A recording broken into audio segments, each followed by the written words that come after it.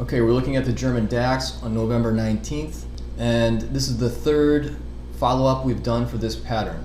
What I want to point out is that today we popped above the thick red resistance line, the pivot line that I'm most interested in. This breach is marginal, it's happened before, and it was done to hit declining resistance, which we have now hit in its highest interpretation.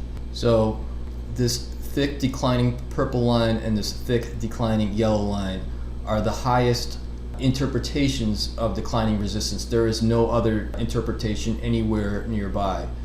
So that leaves us with a binary situation. We want to be short below the purple line and we want to be long above it. So if we do break above the purple line, we want to switch from a short position to a long position. We got short today in the futures market directly, and we will see how that plays out. These patterns project down to the white and green lines, which are below 8,500. That's over 2,500 points below the current price, or 24% from today. We've talked about this two other times. We first started talking about it on October 26th when we first hit the red line. We got short then. The way we chose to get short was via the EWG ETF, which is the Germany ETF with Euro exposure. And the reason why we went with that ETF is because we had bearish patterns in the Euro, and thereby shorting EWG gave us an advantage with currency. So even though we shorted on October 26th and price more or less rises, we covered early on the 17th, so 2 days ago, when we were challenging this former resistance line, and it appeared that it was going to break.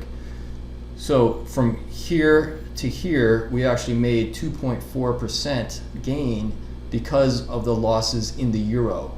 Otherwise, it would have been a break even and a possibly small loss for that trade.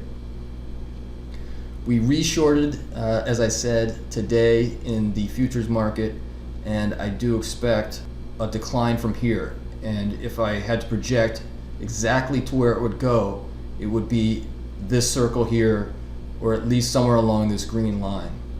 And like I said, if we break above the purple line, we want to get long, and we'd be looking for at least another 1,000 points of gain, of rise in the DAX.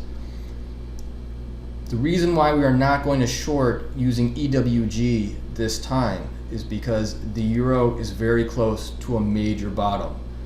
At 106, 107, I do not want to be short the Euro.